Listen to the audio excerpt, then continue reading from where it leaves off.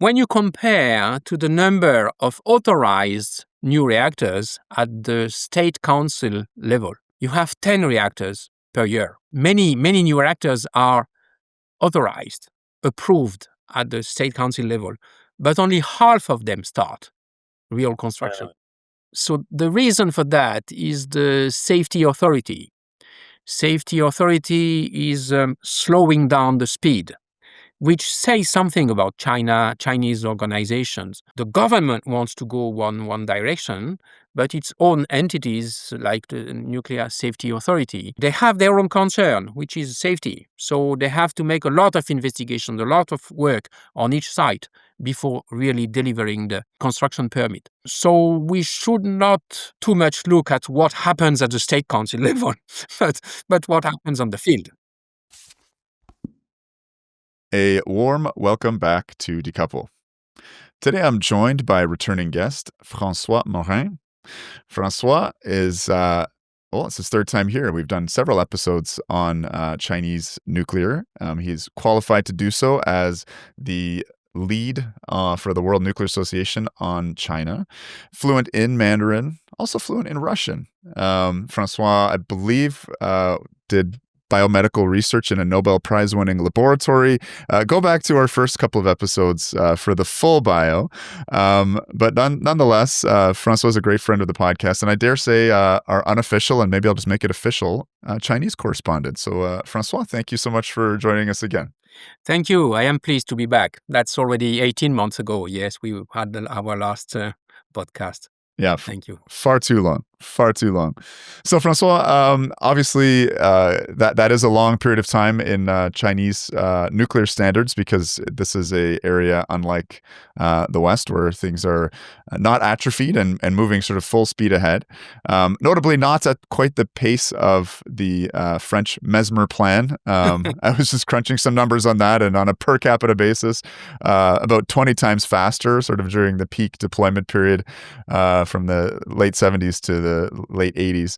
But nonetheless, there's a lot of nuclear being built, certainly on the large conventional side, but also in terms of a small modular reactor, an integral pressurized water reactor, high temperature gas reactors, and sodium fast reactors, even a thorium molten salt reactor. And we see YouTube videos with millions of views talking about how China is just, about to crack the energy nut, and unlimited, power will soon flow from the miracle of thorium. So we wanted to demystify that, get the update. And I think also part of my motivation for this podcast is there's a lot of chat and development and surging stock prices for advanced reactor companies that are looking at deploying some of the technologies that China is deploying right now. So we get to have the benefit of surveying the Chinese experience, getting a sense of construction times, and I guess it's kind of limited, but some operational data, at least from the high temperature gas reactor program. So all that and more is coming.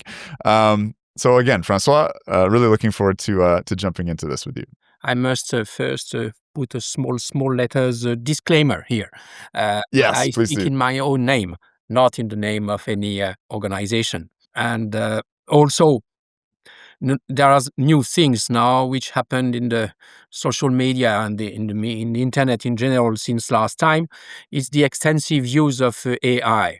So now you have in the social media, you have at every corner a guy who is lurking, ready to bounce on you with some debugging and double checking figures. So I know a few things about China, but I don't claim to be an expert on all figures and designs and everything. I know what I know, which is not everything. Yeah, and again, non-trolling peer review is excellent, and if something comes out, that's all part of the learning process here at Decouple. So no problem at all with that. Yes, regarding the technical news. I learned today that China is now will deploy soon. Not so soon, but soon enough, a new high-speed train, which runs at 450 kilometers per hour. Yes, we hear these kind of things every day. It goes from the trains to the plans on the moon to the fusion reactor in Hefei in Anhui province, so every day. So I am myself overwhelmed by all this technical and technological news. And where are you actually based in China? In Beijing.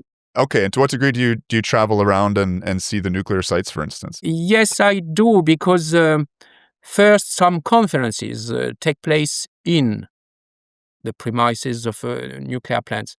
And I was in Chengdu in September. I'm going again to Chengdu next week. I'll be in a new Sanhao plant by the end of November. Yes, I have the opportunity to visit nuclear sites, be they research institute or plants. I was Right. invited in August in Hainan Island, where is the ACP 100, the famous Linglong, which I saw for the first time, because there were a large conference organized by the local operator, which is a subsidiary of CNNNC, and they had it was interesting because it was the first time they had a large conference about public acceptance.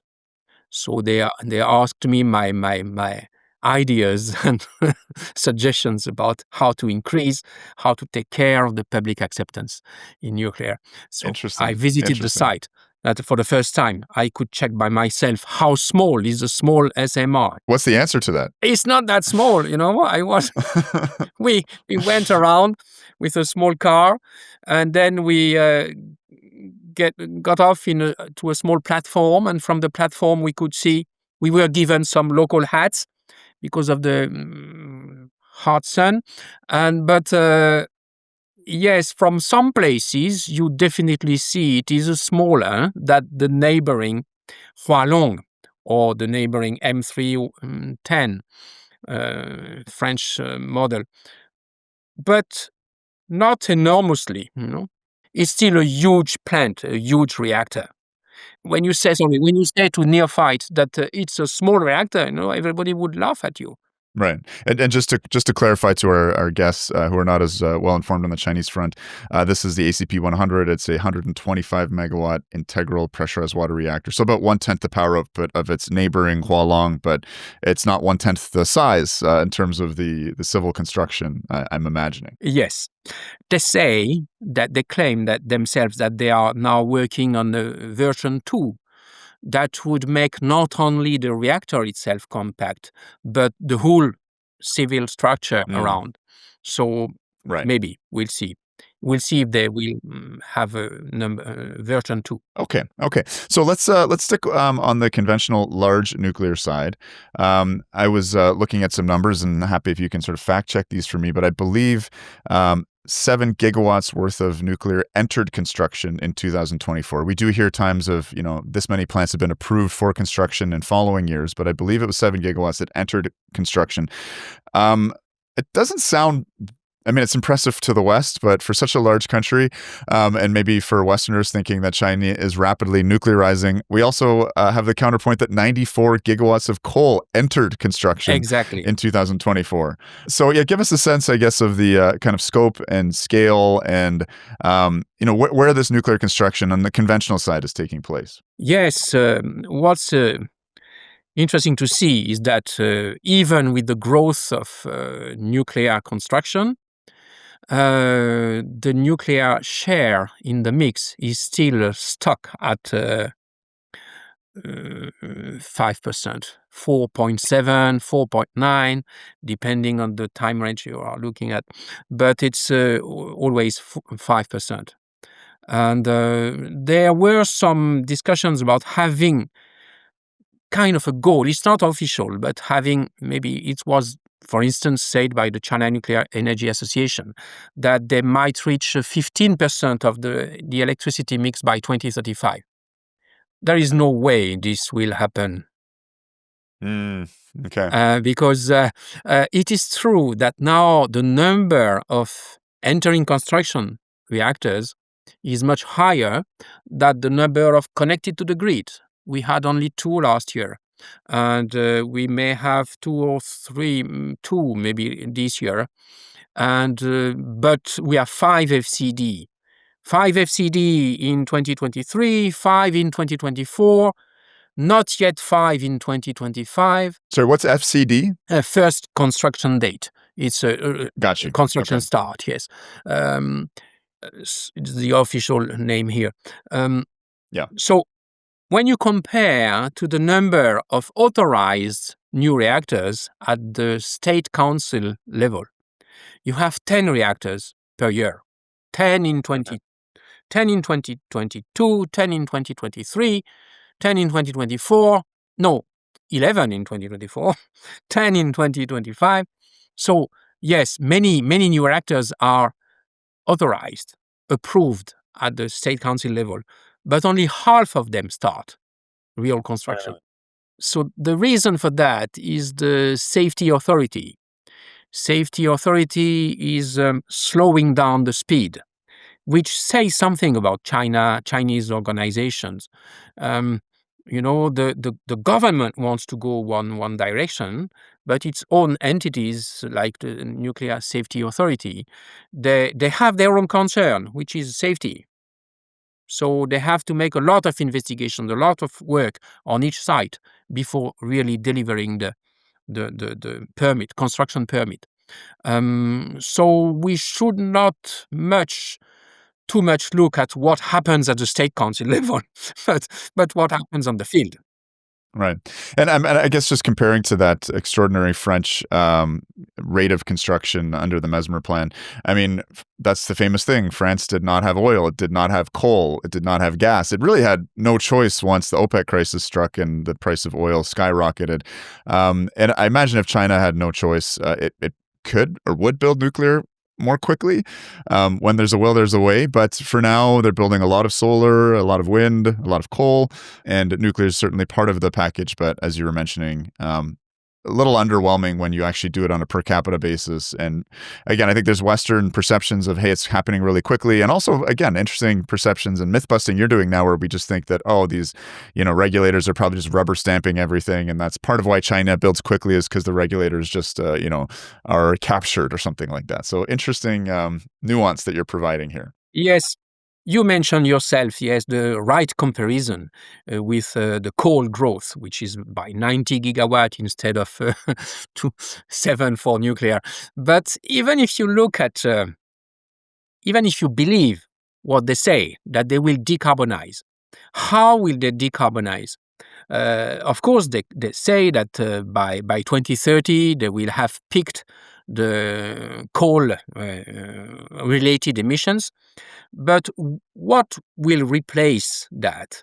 I have some forecast data about gas, natural gas consumption.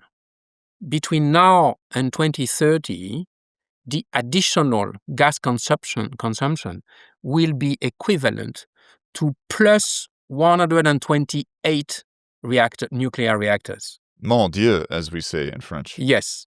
So Wow. this gives you an idea. And because in fact, what will replace oil and coal? They believe that coal will decrease. I'm not so sure, but they claim it. And but in fact, it's gas.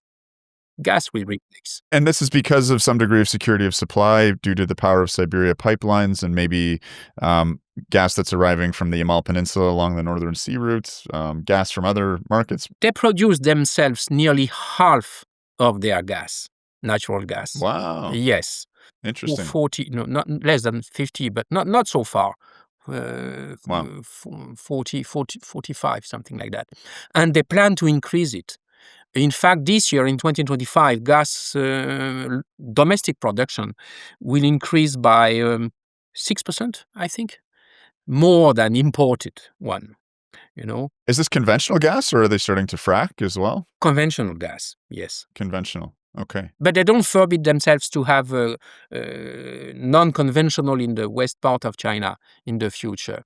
Yes, you're right. We think of Russia, the newly signed contract between Russia and China for supplying additional 50 billion cubic meters of gas every year once it's finished, the Siberia 2. However, Russia today represents only 22% of imports. Interesting. Okay, well, we could talk gas all day long, and I am curious if U.S. LNG is a big part of the Chinese gas consumption. US not that much, no, but Okay, I didn't expect so. it comes from all the countries in Stan, like Turkmenistan. Yeah, okay. Yeah, the stands. The main problem, the main question, the main challenge is about the new demand also, the new demand like EV and data center. I compare that also in additional NPP needed by 2030. It's equivalent to 40 reactors. Sorry, just new demand that's The required or no, just for EVs? additional, yes, EV plus data centers Wow. would require, if the plan Right. is fulfilled, would require additional 40 NPP. 40 nuclear plants just to meet the surging EV and data center demand. So you see well that the additional gas, 128, in fact, will cover the majority of these 40. Wow. Okay, well let's not be too discouraged and pivot back to nuclear, the focus of today's conversation. So again, I think the trend seems to be standardization now. I kind of say China sampled the kind of buffet lunch of reactors. I think the only countries' designs that they didn't do were, I think the Japanese. They never built any Hitachi BWRs, but they built French reactors, U.S. reactors, Russian reactors, Canadian reactors, European reactors, and they seem to be sort of settling in on the indigenized, I believe it's a kind of French derivative, the Hualong 1, and the Chinese AP1000. That seems to be the general tendency. I think they're finishing up a couple of Russian units, but no plans for more Russian VVERs or EPRs or anything like that, as far as I know. Not yet, but might happen in the future. Who knows? The VVR, yes, would represent 8 reactors, maybe. The CAP 1000 with the plan plus the operating plus the under construction, you can maximum reach 20 or probably even only 18 of them. And the interesting thing is that when you compare with the Hualong, there are only a handful of them operating, 5 and 11 under construction and 41 plan. That makes 57 altogether. Okay. So leaning more in the Hualong direction. Yes, it's going more in the Hualong. So it's going more in what has been advocated by some experts and that China should have its own design and focus on this design only. That's to compare to what you said about this diversity of reactor. There is it is true, there is a full zoology of reactors in China. And how to explain that? It's difficult to say that the people who believe that China is planning everything. They are just this week they are deciding at the Central Committee party, the Central Committee session this week. It must decide of the next 5-year plans, 2021 to 2026. 2026 to 2030. And yes, they are deciding some of them. We don't know yet if there will be anything about nuclear. Anyway, we'll see that only after the next February or early March Parliament session that will confirm what has been decided by the Central Committee. But probably there will be only vague phrase like we support the construction of new nuclear safely. They don't want to put too precise figures. They did that mistake in the past, so they will not do it again. May I take a smaller comparison? Please do. Acupuncture. Acupuncture has been exported somehow in the West quite early, in France by the end of 19th century already. But there was a guy, I forgot his name exactly, Mr. Bergier, who Bernier or something like that, who in the 1950s found another field for acupuncture, which was the ear acupuncture. And that the ear would represent all the whole body, all organs, and then it was imported back in China, and Chinese now are practicing it. So there are some exchanges. But what I wanted to underline is not exactly this, is that I know Western acupuncture doctors in acupuncture, and they always they have a bunch of graphs and theories, which point is related to which one, and where can we find the key point which will solve the disease of the patient, Yes. and Yeah. they try to minimize the number of points to put a needle. They have always been doing that. And the Chinese, how do? They see you today, they look at your pulse, they say, oh yes, maybe it's that, and they try many points. And then they say, come back next week. And a week later, they adjust, they modify. And when you ask, what do I have precisely? They say, yes, can be this, plus that, plus something else. And they are narrowing step by step.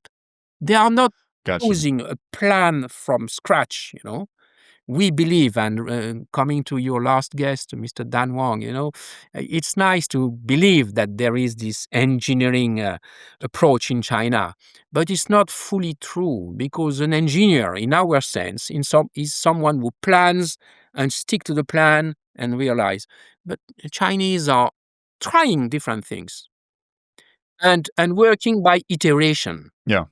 Just a quick question about the differences between the Hualong and the Chinese AP 1000 or even AP 1400. Without getting into too much technical details, are they both sort of equally Gen 3 plus, mostly passive safety systems? All of them are passive safety.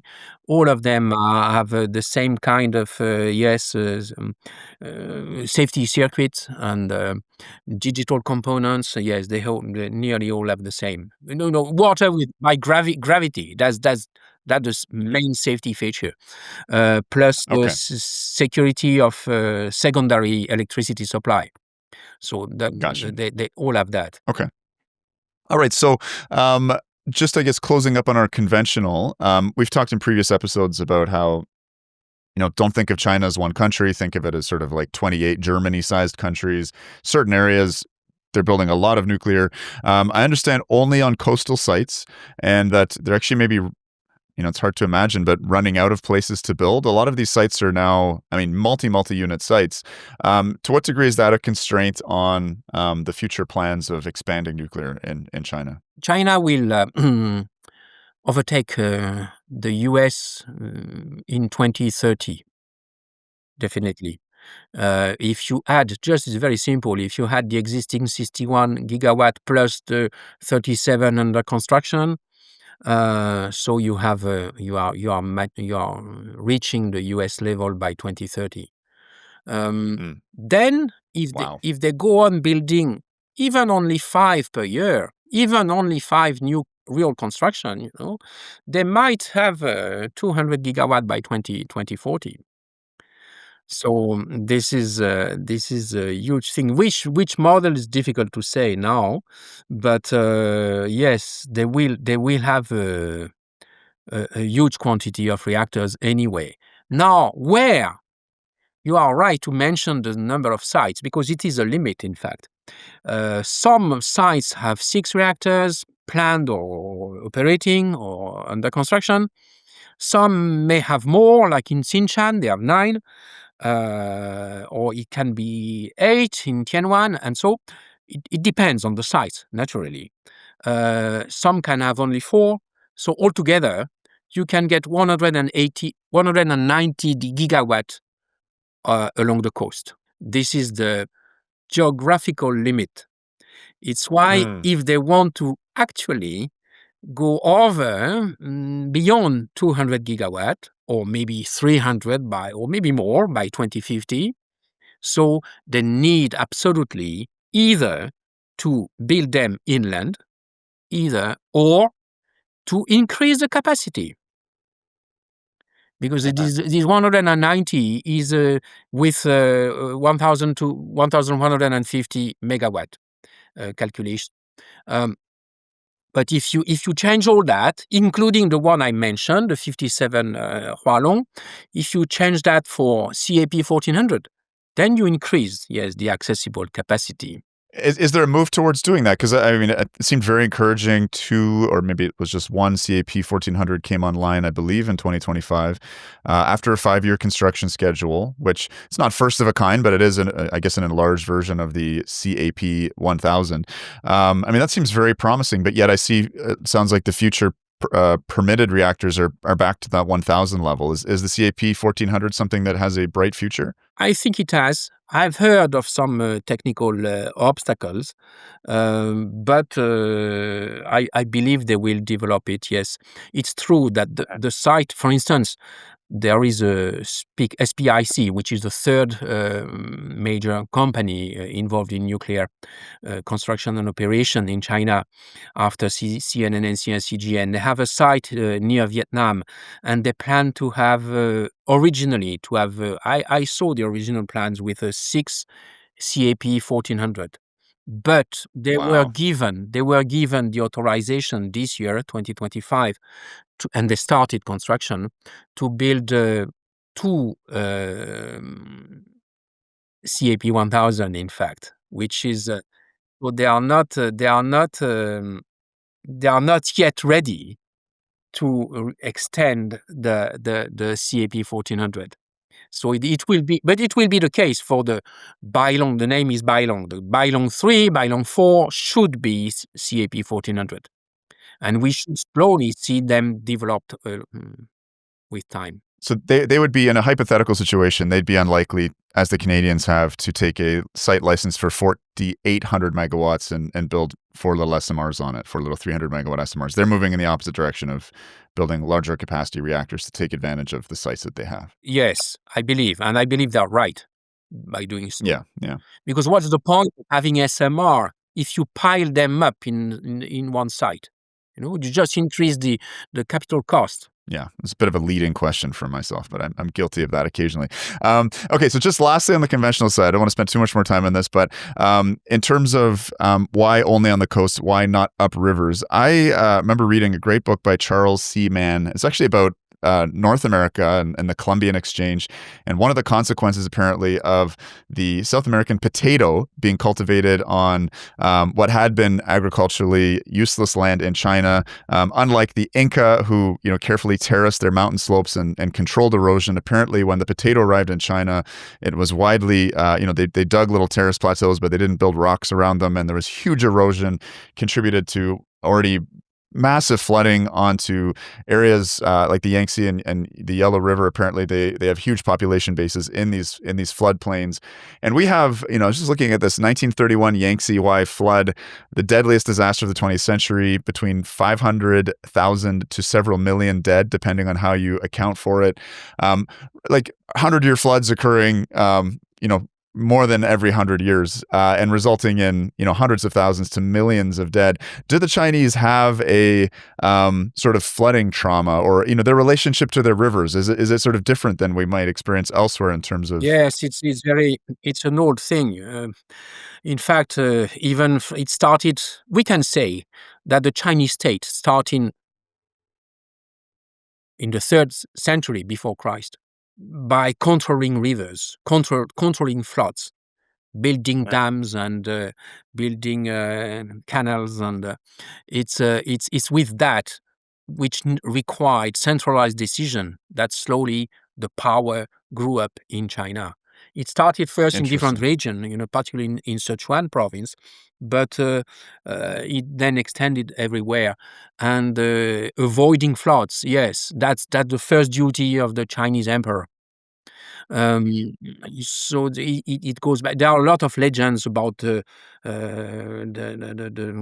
gods and goddesses which are in the river, and that can get angry, and it leads to floods. It's what they fear, but they do not fear what you say, that it would kill people. They fear it is the traditional fear, but plus adjusted with the post Fukushima thing. They believe that a Hmm. flood would drive radioactive elements downstream, Okay. and then the water would not be usable for any use for agriculture, particularly. So they want to avoid that. There are some advocates in the government which are quite vocal about saying we should never build uh, nuclear reactors inland. We must avoid it. Let's focus on renewable.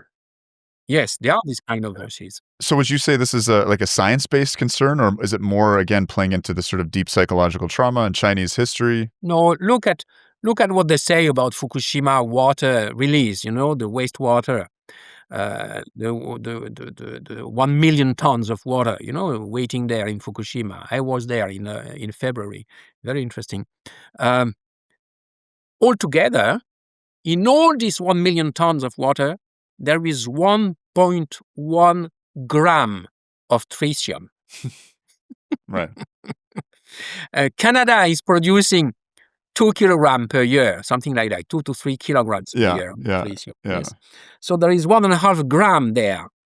And Chinese made a lot of noise about this, that it was threatening the fishes, and they stopped the purchase of fishes from Japan. That doesn't make sense. Many scientists say this is not science. You ask me if it's science-based. No, many reactions are not science-based here, and it can be political in regards to the Japanese case, but even if it's not political, it's a lot of caution which is taken. Too much caution in many circumstances. They do the same for civil constructions, for airports, or for whatever. They double the number of piles. They extend the diameter of piles, even though the calculation shows very rationally that there is no need for that. Let's pivot to this exciting area of next generation or advanced reactors here in the West. There's what I would argue a stock market bubble right now.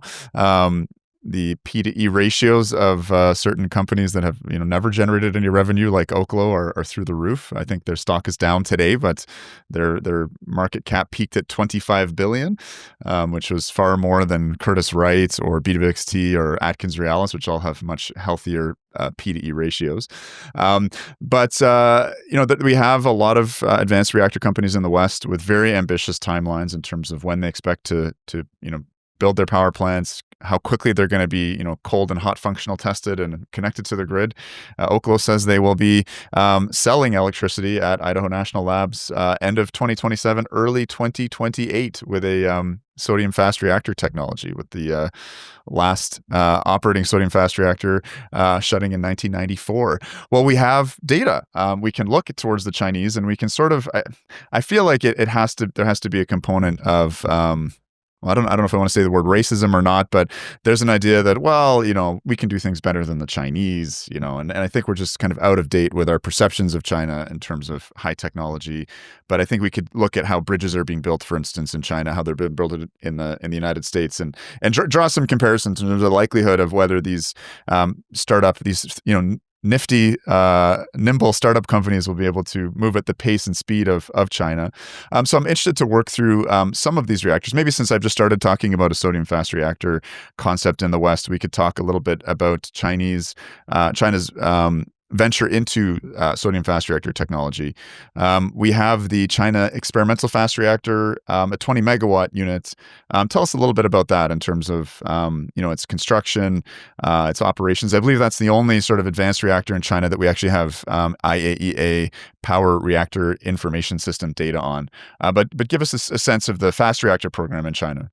No, because one, yes, the CEFR, you had one in first small one built close to Beijing, which never really operated fully, and now you have the CFR 600, which is one of them is operating in just across the strait, across Taiwan, in Xiapu, and there is a second one which should soon be finished, maybe by the end of this year or early next year. So that will make two operational ones, and they plan to build other ones that will be the CFR 1000, bigger again. Okay. You asked me, why do I see things going bigger? Because in all cases, Reactors are starting small enough and getting bigger. It's the case for the CAP 1400. It's the case for the CFR. Yes, the fast reactor is supposed to climb to CFR 1000 or CFR even more, maybe in the future. And it's the same for the HTR, the high temperature reactor, which started with a 200, HTR 230, but let's say 200 roughly. And the next step is 600. So the HTR 600. So things are growing up, and it will be the same for for the molten salt reactor, the so-called thorium molten salt, which is tiny, but the intention is to have it in a large enough capacity. So sticking with the fast reactor, I have construction of the 20 megawatt, I guess, prototype, the experimental fast reactor, starting in 2000 and ending in Yes. 2011. First full power run 2014, lasted for 72 hours. You mentioned it's not operating particularly smoothly. It's not producing electricity. It's a kind of research reactor, so they don't care if it works 2-3 days and then stop 2 weeks. Yeah. Yeah. And lots of help from the Russians on this program. And you mentioned, I mean, the Russians are also scaling up their BN series sodium fast reactors. They have the 600 and 800. They're moving towards the 1200. So similar sort of tendency towards getting larger. But do you have an idea about the extent of the Russian cooperation with the Chinese to introduce this new technology? Yes, it's mainly today on the fuel. The Russians have supplied the fuel for these first two CFR 600, and they have supplied the fuel which is enriched in uranium 235 by 20%. Or we don't know exactly, but we believe it's 20%. And the Chinese maybe will do it in the future, but it's not yet disclosed when that can happen. In fact, the Russian might continue supplying this with the fuel. This is quite. Yes, it shows something about the cooperation. Now, further on design aspect for the CFR 1000, I don't think the Russian will be involved in that. There is maybe for some services, maybe for the fuel as well, but I think the Chinese will do it by themselves. Right. So they built that capacity through the prototype and now to 600 megawatt. So, Francois, it seems like no discussion of advanced nuclear reactor technologies can not include molten salt reactors. China has, I believe, the only deployed operating molten salt reactor in the world, and it is a thorium molten salt reactor, which makes it even more alluring. Tell us a little bit about what's going on in the Gobi Desert. Yes, it's far in the Gobi Desert. I was not very far from the place. It's only sand and no one lives there. It was completed in 2021. Very small reactor. It's only 2 thermal megawatt. It's not. It doesn't aim to produce any electricity, any kilowatt hour. It even doesn't aim to work as the future reactor, molten salt reactor, because it doesn't recycle the uranium 233, which is produced in the reactor. They say that they already try to feed it with thorium. It's possible. I don't know, but what we know is that initial reactions were made just by enriched uranium at up to 20%, 20% enriched uranium. Now they are working on research on that, how to manage the molten salt, how to detect all elements inside it, including how to select the PA 233, the protactinium 233, that must be taken out in order to guarantee the continuous working of the reactor. So they didn't do that step yet. and they don't intend to do it in this LF1, as the name of this reactor. It will be done, this full cycle of the fuel will be tried only in the LF2 reactor. They said it might be built before 2030. We don't see that yet today. If they build it quickly for a 10 megawatt reactor, the LF2, yes, might be done by 2030, but it still will be a research thing. So it's why I feel strange that Westerners believe that in 2 years or 3 years from now, they can have a working molten salt reactor. Chinese have still to work on the materials, on the fuel behavior, on the fuel separation between protactinium and thorium and uranium. So it's very complex, and they still need years of research before maybe having a producing electricity one by 2035. They don't intend themselves to have it before that. And they are free of any proliferation concern, because they are a free country and that they can make as much as they want, but which is not the case in Western countries.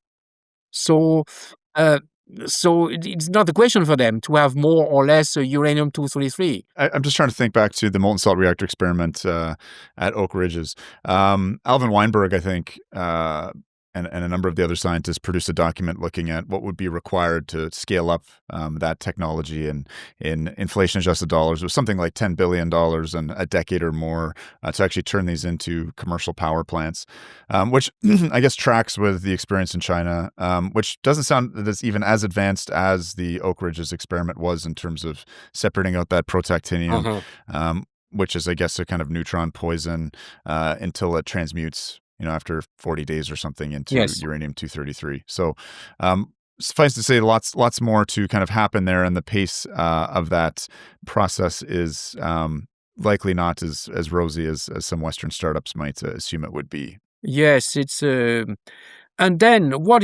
even if they succeed in doing all the research, even they may catch up with the West on that. Even if they build the LF2, even the LF2 is operational by 2035. Then what's the next step? Where will they build these kind of reactors? In China, in remote places? Yes, it's what they say. It suits well to scarce water supply places, and with no electricity. But where is that in China? You have electricity everywhere now, and so I don't see the market. Right. And if you have in the Gobi Desert these, I believe they're called energy bases with 8 gigawatts of solar and 5 gigawatts of wind and 4 gigawatts of coal, a few gigawatts or megawatts, even single-digit megawatts of thorium molten salt reactors are likely not to match the hype, at least of some YouTube videos, which are claiming, an endless reserve for China's thorium resources that will one day kind of power the whole country. But I think that's kind of the perspective that you helped to bring here, Francois. Yes, they keep that in their basket, because they say that they have 1 million tons of thorium reserves. So they don't want to let this possibility for the remote future. They are right. Who knows? They may need that sometimes. We mentioned the uranium bottleneck. So they are right to make research. So it's a good research, but it's research. So I think the really exciting area is in the high temperature gas reactors, the HTRPMs. These are pebble bed, triso fueled high temperature gas reactors. I just download everything you've got up there in the Francois Morin large language model. Give us everything you know about the HTRPM program. So I think it's very interesting. It does seem to be, the Russians aren't really doing much in the high temperature gas reactor space. China's leading the world here by a long shot, and we have a lot of hype right now with X Energy signing deals with Amazon, with Dow Chemical, with Centrica in the UK. So let's look to real world deployment and get a sense of what's happening. What's the kind of rationale? Why is China so aggressively moving in this direction? And what do we know so far in terms of operations? and construction schedules. Mastering all the technologies is the real rationale. It's why I mentioned this acupuncture thing first, is because this, as a comparison, Chinese want to have to try everything, and adjust with time. It's not, they have not a plan, to develop HDR all across China. First, they made this HDR 200. Then, I mean, the design and everything. Then they made the fuel for it, the trizo fuel. They made 100,000 of these pebbles. So this is already they reached some good result with that. Now they are planning to have the HDR 600, which is merging 6 reactors with 1 turbine only. This will require, it's a big step forward, It's probably, they may start it soon enough, but they have to overcome a certain number of challenges on the HDR 200.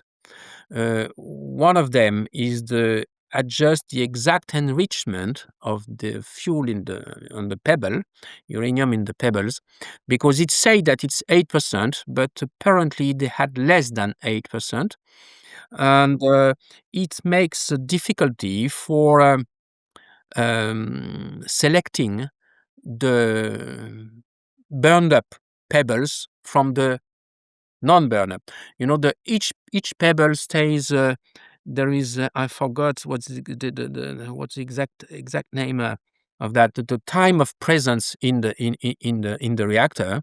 It's 10 days, maybe something like that, and but they are constantly running, and you must take away these used ones.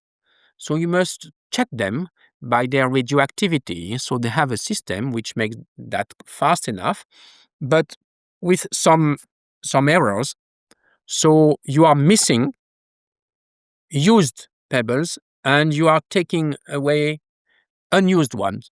So it's why the overall load factor for this HDR 200 is around 50 and something percent. I got from the PRIS data set this year, it was 20.7%. This which year? is, I guess, in its second this year, yeah, Yeah, this year. 20.7 Yeah. off of PRIS, yeah. So yeah, I mean, this is your gumball machine reactor. I find that's the easiest way for people to get their heads around it. As you would at the gumball machine, you twist the little lever at the bottom, you get a ball out, and I guess you check that piece of that gumball, and if it hasn't had enough burn up, you'd put it back in the top, run it through. You're not getting kind of laminar flow of pebbles. It's just not how kind of pebbles move. So there's a bit of a randomness, I guess, in terms of how those balls get to the bottom and work their way out, and the burn ups will be different. We have a friend of the podcast who has a lot of he spends a lot of time getting satellite images, but it is quite striking. These HDR, the 600 version looks a bit like a old school cowboy revolver from the sky with the cylinders for the different reactors and the turbine in the middle. So I believe there's 2 of these sort of 6-packs that are under construction Yes. right now. And tell me about what's the rationale. You mentioned China likes to sort of, again, do the buffet lunch and try a little bit of everything. But I understand there is a pragmatic rationale coupling with large light water reactors to upgrade steam. This is the plan, yes, to couple the HDR with the Hualong to get superheated steam that is efficient in terms not only on temperature but also on volume, that we always forget. I see in the West a lot of plans about high temperature things, be with this kind of pebbles or not, but and they say, well, we can provide steam to the industry, but temperature is not enough. You need a high volume of steam. What Yeah. do you do with 1,000 tons per hour? Nothing. Yeah, yes, you can feed a small plant with that.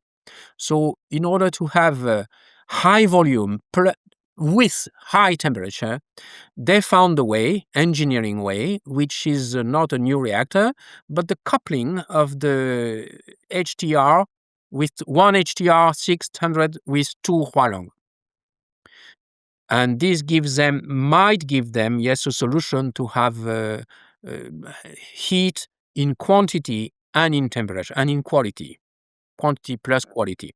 This may happen. The plan is to have that, they said originally, to have that near Lianyungang city, where they are one of the biggest petrochemical plant in the world, and they need large quantities of high quality steam. They say that it would be operational, the first batch would be operational by 2030. It seems a little bit fast, as it has not really started now construction. We have only 5 years away from 2030. So but it may be true in 2032, 2033, which will already be fine. Now, can such a model be reproduced elsewhere? That's, the HTR today, the 200, is 20% more costly than Hualong per kilowatt or even per LCOE. Now, the HER 600 will be even more costly. Why is that? Because you have 6 reactors for one turbine. So you have the initial cost of 6 reactors instead of 1. I mean, instead of 2, 6 instead of 2.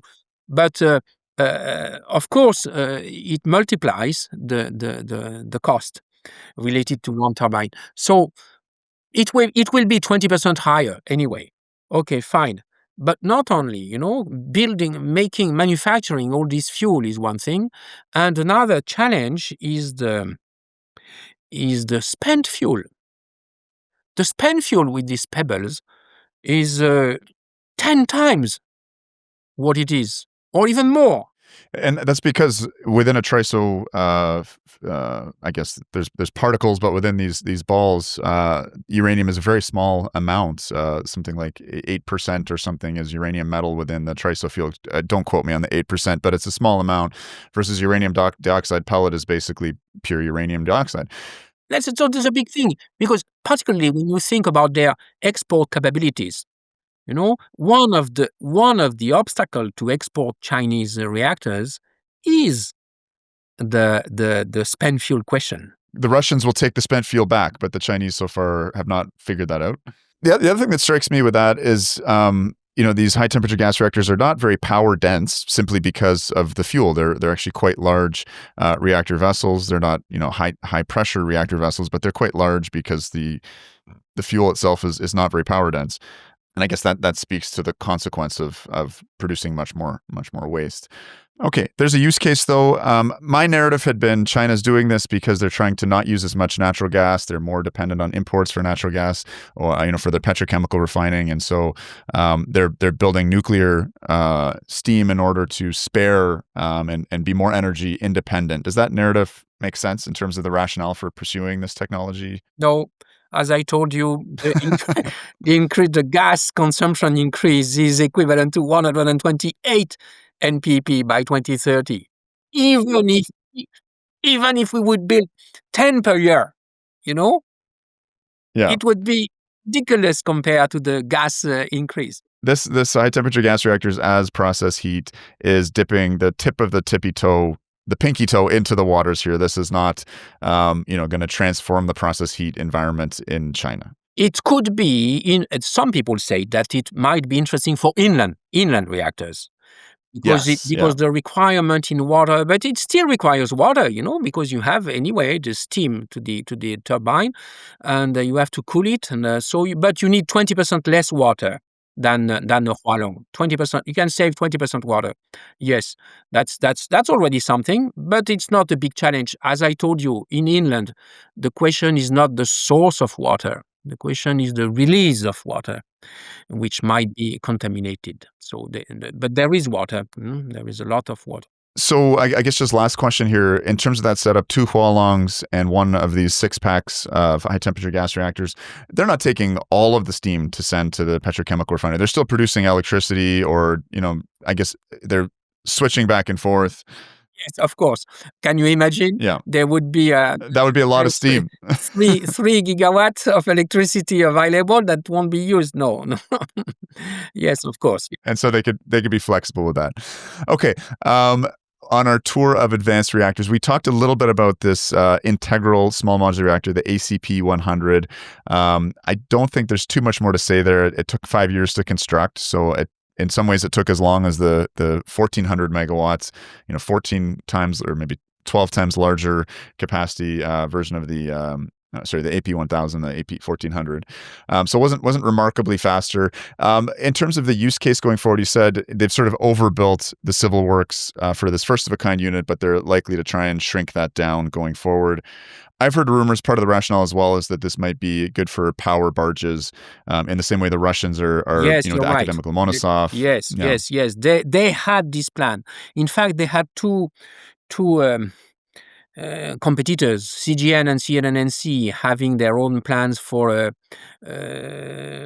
ship powered by a small reactor. Yes, you have the ACP 100S and the ACP 50S, which is supposed to be on the ship. The ACP 100 might be a model for that, but it must be much more compacted than what it is today.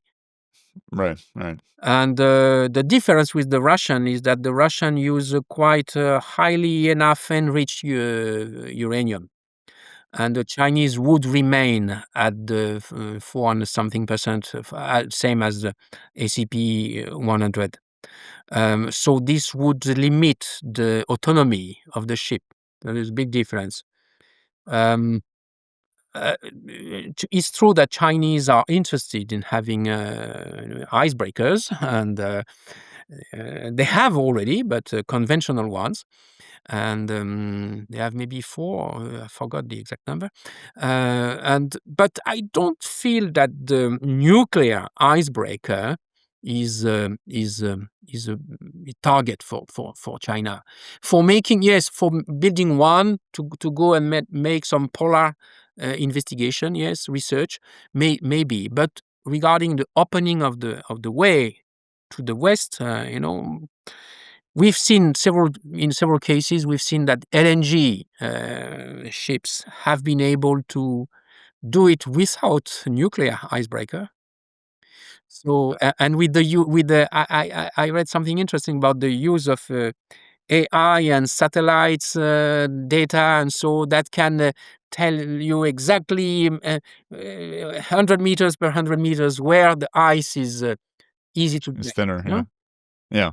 It makes sense that China, as the number one shipbuilder in the world, would focus on building the ice class LNG carriers and the ice class cargo ships that would ply the northern sea route, but leave the actual nuclear powered ice breaking to the Russians, who have a comparative advantage there. China has the comparative advantage in terms of conventional shipbuilding. The Russians with nuclear powered icebreakers, it's kind of in their territorial waters. Let them break the ice, and the Chinese build the ships. That seems to be the sort of natural partnership there.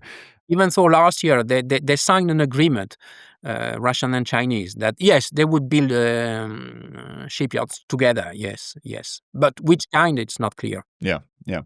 I guess on that question, so right now, high assay, low enriched uranium, what Nick Turan and I like to call medium enriched uranium, to make things less confusing. This is kind of below 20%. The Russians are building that right now. In terms of the world's reactors that use it, it's essentially research reactors that have been brought down from bomb grade 90% uranium. Fast reactors that simply need higher enrichment to actually have criticality. And so right, and the Russian icebreaker fleet. Otherwise, this is really like the only contemporaneous use for high assay, low enriched uranium at the moment. And so the Russians are the only ones who are really using it at scale, for I guess a kind of commercial purpose in terms of icebreaking. I'm curious, and you mentioned the Chinese are importing high assay, low enriched uranium from the Russians for their fast reactors. Give me a sense of Chinese enrichment capacities. The Russians seem to have a surplus. The Chinese, I think, are 12% of the enrichment capacity of the world. Let's get a sense on the fuel side of how things are looking in China, uranium availability, enrichment availability, whether that's a constraint or a concern for China. It's a big constraint, definitely. China needs to import uranium. So it's why they might be really interested in having this MOX fuel based on the reprocessing of spent fuel, and but mainly they don't intend to use MOX fuel in traditional reactors, but only in fast breeders. It's why they don't need a big reprocessing plant, by the way. They need only 10, 20 tons per year, and they can do it with what they have today, is a 200 tons capacity plant, with a second one under construction. So they won't go to a large reprocessing plant. Now, regarding the enrichment, uranium is the bottleneck. If we were to triple nuclear by 2050, as the Western countries have claimed they would altogether do, the known resources of uranium would be used by 2080, roughly. If China is to have, I don't know, 400 gigawatt by 2050, they would diminish. They would even get these dates closer to us. So it's why they must discover new mines, which what they are trying to do in Mongolia and Western China, particularly, and abroad in other countries. Like they have, acquired mines in Africa, and they are also doing development in Kazakhstan. So guaranteeing the supply of uranium is the first thing. Now, enrichment, just have to pile up centrifuges, and you can get as much as you want, provided you have the initial investment. They are doing it. I think it is not a problem for China at the horizon of 2035. They can do it. They could even supply some enriched uranium to other countries if they were allowed to do it. I think they could do it. Particularly with now the sanctions against Russia, the Chinese might be able to compensate a little bit, a part of this Russian enriched uranium. Maybe up to 20% of what the Russians are doing today. Okay. So uranium's a constraint they're worried about, and they're aiming to bring more capacity online, and both domestically and internationally. One question from this very Canadian podcast host. I just learned recently the Advanced Fuel CANDU reactor there was a joint venture signed, I believe, as late as 2017. Pretty serious plans to deploy a large number of CANDUs throughout China, something like one for every 5 or 6 PWRs to use light water reactor fuel in CANDU reactors, and that the deal was in part scuttled as a result of Canada's decision to arrest the Huawei CEO's daughter, the CFO of Huawei, Meng. I'm blanking on her name. I'm not sure if that was the entire explanation, but I mean, if so, what an incredibly dumb move on Canada's part to scuttle a deal for what might have been 10 to 20 CANDU reactors to be built in China. It seems like there's more to the story, but... No, yes, it's more. As I told you, there are already 20 AP1000 in the pipe, and AP1000, yes, and 57 Hualong. So which place would the CANDU take? I don't think. Maybe yes, you can have 2 more CANDUs in China. Probably yes, 2 if they are lucky. Yes. Yeah. It just seemed like it got to a pretty advanced state with a joint. This wasn't just an MOU; a joint venture was actually signed. Anyway, we might cover that in more detail with a Canadian expert that's familiar with the woes of that. But just wanted to scratch an itch there. Okay, let's try and I guess close up now by talking about China's move into the export arena. They have successfully deployed reactors to Pakistan in the past. These are actually small probably not Yes. modular reactors. What's going on in terms of exports now? Is China going to, match Rosatom in the near future in terms of export capacity? Can it offer the same sort of full spectrum that we've just explored here on the podcast in terms of capabilities and whatnot to international buyers? Copying Rosatom, yes, copying Rosatom is their goal. Hmm? They say it frankly, and they say it, we have some tools like the Belt and Road Initiative. Mhm. On the Belt and Road Initiative, we should be able by 2035 to sell up to 30 reactors. 30, 30. Yeah. No, I don't think they possible, yes, but it was they wrote black on white in some publications. Um, 30 reactors. What we can say is that they were stuck with Pakistan, very specific political relations, and successful in building and operating plants there. They do it very well. However, they had many MOU signed since already 10 years ago. In 2015, they had all a bunch of MOUs signed with Ghana, with Kenya, with many countries, and even with yes, Saudi Arabia and so. And no one came to closer to any kind of reality. But we've seen this year a very big step forward, very big progress, which is um, the case in Kazakhstan. The, Yes. the Kazakhstan. I thought myself that Kazakh would have they had chosen the VVR for the first reactor, but I believe they would go on with VVR, but not. The energy minister this year said that he would not only take China as a second reactor, but also as a third reactor. So now they have the plan. It's not contract, it's not signed. Okay, it's not its intention, but its intention publicly declared. So it's real. And the selling and building in Kazakhstan will be a very big step forward and opening really a possibility of exports elsewhere. However, the same obstacles remain. They have not the same kind of bargain that the Russian have. I sell you planes, but I sell you plants at the same time, reactors. So they cannot do that. They say themselves they would need a better coordination between different ministries in China. Not only, Mhm. yes, but on the defense and foreign affairs and the commerce and all that together, which they are not planning, they are not working together. So this is an obstacle. The other obstacle is, of course, the fuel and fuel back to China, spend fuel back to China.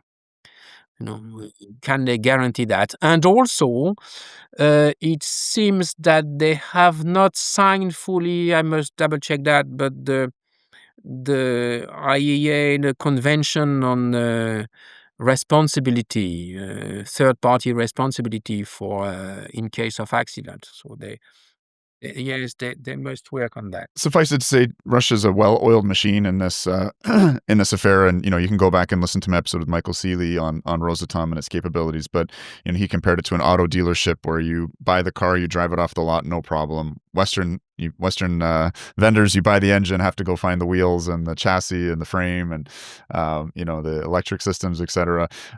China's getting there, but they have, I guess, this experience with Pakistan, but in terms of training operators, in terms of working with setting up a new regulator, all the things that the Russians have learned to do extraordinarily well in 10 or 15 countries around the world, the Chinese have yet to learn, but they can learn quickly, maybe. No, but the point you mentioned is very important. Training, they need themselves to add by 2035 something like 20,000 engineers Wow. in the nuclear field to cover all their needs. So when and where will they train foreign technicians? Okay, Francois, I think I've covered my laundry list here of topics that I wanted to get at.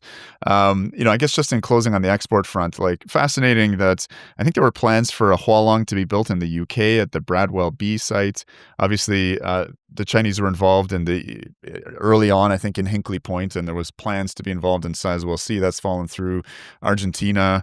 I'm not sure where things stand there. I think under Millet, very unlikely that a Hualong would be built there. Honestly, they have been disappointed by the attitude of the UK particularly, but not only the Czech Republic also, and Poland also, who excluded them even before considering them for a tender. So they feel it is unfair, and it is unfair, and it's motivated politically, and they think they could build reactors as well as the South Korean in Czech Republic, for instance. But yes, so they have been extremely disappointed, but mostly by the UK, because the UK let them develop their own general design assessment work, which represented maybe £20 million as a cost in papers and in workforce and in the time spent, and for nothing at the end of the end.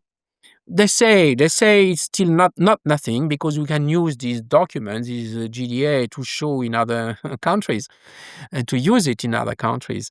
But even if the technical things are slightly different, but they can still use it. It's true, but they have been very disappointed. I think things can be repaired. Chinese are always ready for forgiving and repairing things. So it might be, but it's not the will of the UK. So so it won't happen. I think America might have something to say, but yeah, interesting that there was actually not just plans, I believe, to help out with the EPR, but plans to actually build a Chinese Hualong 1 in the UK. I mean, how far we've come in the last 10 years, or how how far we moved away from the kind of rosy globalization moment that we had at the end of history. Yes, but you see, they have now this Kazakhstan horizon, and they may target Uzbekistan. Why did the Russian, led by the way, the Chinese, go forward in Kazakhstan? Yeah. Do you have an idea?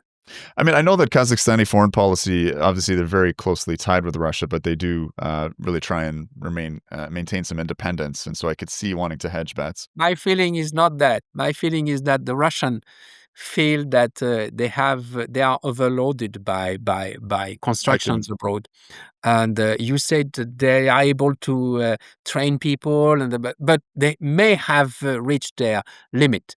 It's why they are not unhappy to give this opportunity to China.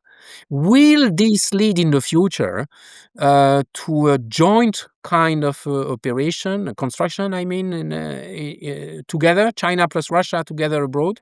What do you say? Russian says no. Yeah. Say no. We don't plan that, but it can happen anyway. Might be a good solution for both of them. And that would be sort of the dream team, I guess, trying to, in terms of uniting the capabilities of the two great sort of nuclear reactor construction entities of the 21st century. Well, we shall see, Francois. Maybe in a year we'll have you back and you'll be able to relate that story to us. Thank you so much for joining us today. I know it's very late in Beijing, so appreciate you staying up and burning the midnight oil with us. Thank you very much. My pleasure. Okay. All the best. Today's episode was made possible through a generous donation from the Xerxes Foundation and from listeners like you making pledges on our Substack. If you'd like to join the tribe, please do head over to our Substack, smash that pledge button, or if you would like a tax-deductible receipt, you can hit the donate button and make a contribution through our fiscal sponsor. We genuinely appreciate your support. It is only through your generosity that we're able to continue to offer energy literacy on demand.